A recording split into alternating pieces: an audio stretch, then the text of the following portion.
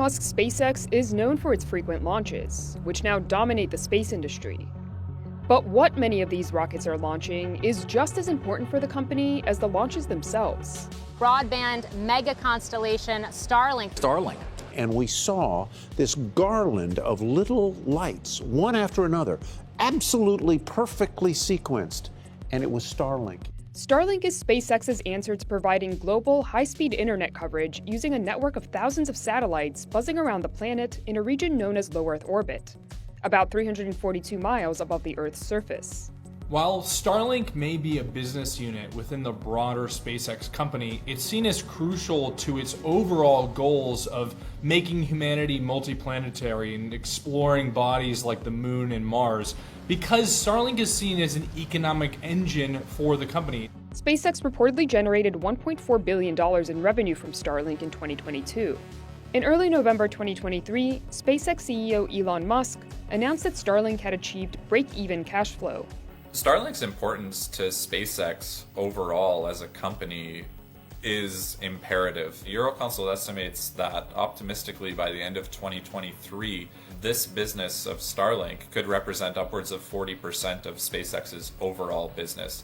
This total would be somewhere in excess of $3 billion generated from Starlink. SpaceX launched its first batch of Starlink satellites back in 2019, and since then, adoption of the service has ballooned. Starlink now has over 2 million active customers and is available on all 7 continents and in over 60 countries. Starlink has been praised for its ability to connect remote parts of the world that would otherwise not have access to reliable internet. The service has also become indispensable in areas hit by natural disasters, and more recently during times of war, particularly the Russia-Ukraine war. Elon Musk has also said, quote, SpaceX will support communication links with internationally recognized aid organizations in Gaza, although Musk said in late October that no Starlink terminal has attempted to connect from Gaza yet. But Starlink's growing influence is garnering condemnation from some who say that Musk is meddling in geopolitics. A Ukrainian official says that you have enabled Vladimir Putin as an aggressor. What do you say to that? Meanwhile, the scientific community has its own concerns. The astronomical community got concerned because the projection of the full constellation of several tens of thousands of satellites in low Earth orbit was immediately seen as an interference to both the optical observation and to radio observation. But none of this has slowed down SpaceX's ambitions to expand Starlink's service even further. CNBC explores what has led to Starlink's rapid adoption and growing influence. With around 5,000 active satellites now in orbit, Starlink satellites account for the majority of all the world's active satellites. This growth is uncharacteristic in the sense of its magnitude, whereas prior satellite service providers have ramped up to anywhere at most between 500,000 to a little bit over 1 million subscribers, and this has taken, a 10-year period. Starlink's race to 2 million subscribers has taken only the better part of 2 years. Experts estimate that the global market for consumer satellite services, including TV, radio, and broadband internet, was worth over $92 billion in 2022. And Starlink could be in a good position to capture a big piece of this market going forward. By design, LEO satellite constellations like Starlink are more flexible than geostationary satellite networks, like those operated by legacy satellite internet service providers Viasat and HughesNet. These satellite service providers have been constrained on capacity. They launch large geostationary satellites that are the size of a minibus, weighing multiple tons, and they last 15 years. So what ends up happening is they have more boom-bust cycles than Starlink, who tends to introduce capacity so far at an unrelenting pace. So they're able to onboard more and more subscribers by continually launching new satellites. For the incumbent players, they're kind of stuck with what they have. Although initially conceived for the consumer segment, Starlink's offerings have expanded to serve enterprise markets, including the maritime and aviation industries. Starlink is absolutely witnessing explosive growth in the maritime segment, having captured commitments for over 4,000 vessels by our count as of the third quarter of 2023, and now have confirmed commitments on over 400 commercial aircraft and business aviation aircraft. SpaceX has also announced plans to offer cellular satellite connectivity to unmodified smartphones, in partnership with several global telecom partners, including T-Mobile in the US. It's a feature Apple introduced in the iPhone 14 in partnership with US satellite operator Globalstar. Your phone or mine, if they're compatible with the T-Mobile network, they will be compatible with Starlink's direct-to-cell service. So when you exit coverage areas on rural highways, national parks, just areas of poor cellular coverage, you'll be able to automatically roam onto a space-based network extension of T-Mobile's network, essentially. Another factor that's helped Starlink's rapid growth is the independence with which SpaceX is able to operate. Starlink is vertically integrated. It makes its own satellites, it launches them, and it's crafted its own service. So it's almost completely disintermediated in terms of suppliers and its distribution channels. It's a portable system, so when you think about how you connect to Starlink satellites, it's a small antenna or terminal, fairly inexpensive, and all you need to do is plug it into a power source. But making its equipment user-friendly has not come cheap for SpaceX. Early on, the company faced steep costs to manufacture its consumer antenna. Production was initially estimated to be as high as $3,000 per unit. At the time, SpaceX charged consumers $499 for its equipment, meaning the company was eating a lot of the cost. Since, SpaceX has cut the manufacturing cost of its antenna to under $600 and charges residential customers $599 to buy them. Starlink's ease of use and deployment has made it an indispensable tool in the Russia-Ukraine war. The big benefit of Starlink and how it's being used in Ukraine today, it is communications. It's providing a pathway for the military, for civilians to stay connected to the outside world. It allows a pathway for the military to communicate with each other and to provide command and control direction to their forces. SpaceX began offering its Starlink service to Ukraine at the request of Ukraine's digital minister, Mikhailo Fedorov, back in February 2022. Here's Musk reflecting on Starlink's importance at the 2023 Viva Technology Conference in Paris. Russia had actually taken out all of the satellite communications and all of the ground communications except for Starlink. It was the only one that was still operating. And even today, it is still the only one that is effective at the front lines. And Starlink today is the backbone of the Ukrainian military communications. One of the other benefits that we're seeing in Ukraine from the use of Starlink is its overall resilience. With thousands of satellites on orbit at any given time, it makes it a lot harder to jam all of those satellites or to target them all. The other benefit is just how agile and quickly they can move. So as Russia has sought to jam Starlink, they've been able to make software updates on the fly to mitigate the effect of that jamming and to keep people connected. But SpaceX has expressed reservations about how its technology is being used by Ukraine offensively, specifically to coordinate drone strikes. During a conference in Washington, D.C. in February 2023, SpaceX president and COO Gwynne Shotwell said that while the company had been, quote, really pleased to be able to provide Ukraine connectivity and help them in their fight for freedom, she emphasized that Starlink, quote, was never intended to be weaponized. Questions about Starlink's and Elon Musk's outsized influence on the war came to a head when it was revealed that in September 2022, the SpaceX CEO had refused a request by Ukrainian military officials to turn on Starlink service in Crimea, which would have allowed for a sneak drone attack on a Russian naval fleet. According to the author of a recent biography about the tech billionaire, Musk refused to cooperate because he was worried that a Ukrainian attack on Russian vessels would have provoked the Kremlin into launching a nuclear war. The magnitude of his influence is not lost on Musk.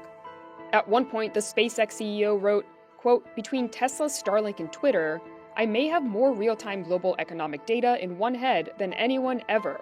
I think what's important to remember about the use of Starlink in Ukraine is there was not a contract signed with the government or with our U.S. Department of Defense. So there weren't necessarily terms and conditions that Starlink had to meet for the government customer. In June 2023, the Department of Defense did sign a contract with SpaceX for its use of Starlink in Ukraine. SpaceX has also won a Department of Defense contract worth up to $70 million to make a military-specific version of Starlink called Starshield. Seeing the influence Musk's Starlink may have on geopolitical matters has prompted some countries to invest in their own satellite networks. The European Union has said that it will contribute 2.4 billion euros to help build out a constellation that's expected to reach full capacity by 2027. China is building out its own low Earth orbit satellite internet network after the country made it clear that it didn't want Starlink services being offered to its citizens. Taiwan, wary of Musk's ties to China through his other venture, Tesla, too has expressed interest in a proprietary satellite network to help shield the country from a potential assault from China.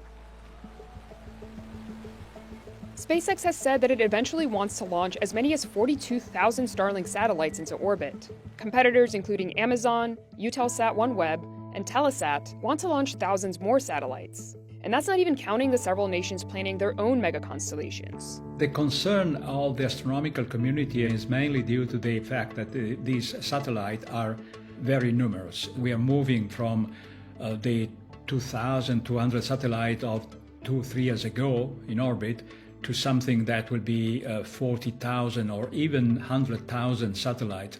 So for most of the time during the night, these satellites are illuminated by the sun, and so they are visible in the sky, and they interfere with the observation, in particular with photographs that the astronomers take for their research. This image, taken from a telescope in Chile in November 2019, illustrates the concerns from astronomers. The telescope, meant to see images of distant stars and galaxies, instead captured the light trails of 19 Starlink satellites. Observations from the Hubble Space Telescope, long lauded as a vital research tool for astronomers, have also been affected. Benvenuti says SpaceX has been responsive to concerns from the scientific community. He points to several design changes SpaceX made to its satellites to reduce their brightness, but says more needs to be done. The final solution is to know exactly for every satellite the precise position in the sky at any time from any observer. And so we are working with the companies to have this information and create a service that can be used by any observer, and they will know when the satellite is crossing their field of view, and they can plan their observation in a way that this disturbance is avoided. Satellites also pose a threat to radio astronomy. The interference to the radio observation is a very serious one and very difficult one, because these satellites are there to transmit information toward the ground in microwaves. So the only solution is to switch off the transmission when the satellite is in view of one of the large radio observatories.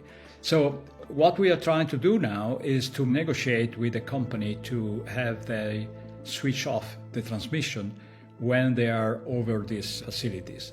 The massive number of anticipated satellites has also led to fears of a proliferation of debris, which some experts worry may eventually render large parts of Earth's orbit unusable. And then there's the potential risk to people on Earth as satellites are deorbited. In the past, SpaceX has said the lifetime of a Starlink satellite is about 5 years, which means satellites must be frequently replaced to maintain service. A recent report by the Federal Aviation Administration, which is responsible for issuing launch licenses for satellites in the US, and nonprofit research group the Aerospace Corporation, predicted that by 2035, Starlink satellites would account for 85% of the risk to aviation and people on the ground from falling space junk. The report went on to say that by 2035, if Starlink satellites did not fully burn up in the atmosphere before falling back to Earth as designed, the FAA expects one person on the planet to be killed or injured every 2 years as a result of Starlink satellite debris. In a letter dated October 9, 2023, SpaceX disputed the report, saying that the report relied on, quote, a deeply flawed analysis that falsely characterizes re-entry disposal risks associated with Starlink. The letter went on to say that a lack of knowledge, a flawed methodology, and an over-reliance on outdated data contributed to, quote, distorted analysis that makes preposterous, unjustified, and inaccurate claims regarding Starlink disposal risk to people on the ground and to aviation, and requested that the FAA, quote, correct its report to Congress. SpaceX's response to the FAA analysis really centered on the data that was underlying the report and pointed to the fact that not only was the data from satellites that were not Starlink, but also that the company's own track record shows that Starlink satellites completely burn up when they enter the Earth's atmosphere. The FAA declined CNBC's request for an interview, and SpaceX did not respond to our request for an interview. Benvenuti says that while he doesn't believe that there is a risk of stray Starlink debris injuring anyone, he does have some environmental concerns. The chemical composition of these satellites that return to Earth, they are burned into the higher atmosphere. What would be the effect of that is not known and is not completely fully studied. So the impact on the space environment should be fully studied before we continue to populate the low Earth orbit with such a large number of satellites. There's no question that Starlink has grown a tremendous amount in just a few short years. But whether SpaceX can keep up this pace remains to be seen. The pace of growth that Starlink has exhibited will be difficult for them to keep up going forward, and for a couple of reasons. On the first end, there's a certain degree of demand saturation that's happening, where after the service was introduced, and now it's been 2 years in many markets, the lowest hanging fruit in terms of the subscribers who are most desperate for a better service have likely already moved over to Starlink. We've also seen evidence that Starlink is having to spur demand in the market by reducing the cost of its user terminals. It's run promotions where its baseline costs in the US of about $600 for the equipment have been reduced to as low as $150 in Canada in rural areas. And the same has been done in Australia and Japan, for example, in localized targeted campaigns. Starlink's success, many believe, is closely tied to SpaceX's other major undertaking, Starship. SpaceX hopes to use the massive next-generation reusable rocket to launch cargo, people, and a lot more satellites. But development of the rocket has hit a number of delays. In order for SpaceX to keep Starlink on that hockey stick-like growth that it's seen so far, the company needs Starship to begin flying. Starship is a much larger and more powerful rocket than the current method that SpaceX uses to get its Starlink satellites into orbit, which are its Falcon 9 rockets. To meet both the expansion of the network by launching more and more satellites into orbit, as well as replace aging satellites over time, SpaceX needs Starship flying regularly to be able to meet that overall growth trajectory. Competition in the consumer satellite internet market has also been heating up. One service that's expected to be a big challenger is Amazon's Project Kuiper, which launched the first of its satellite prototypes in October. Amazon plans to begin beta testing its network with customers by the end of 2024. Amazon is adopting a similar approach in terms of its vertical integration, manufacturing the satellites, to a certain extent launching them themselves through an affiliated company, Blue Origin. And they'll be making their own user terminals and leveraging their e-commerce platform to deliver these pieces of equipment and services remotely to the same swath of users as Starlink. In the future, you will see much more of these types of LEO broadband internet systems.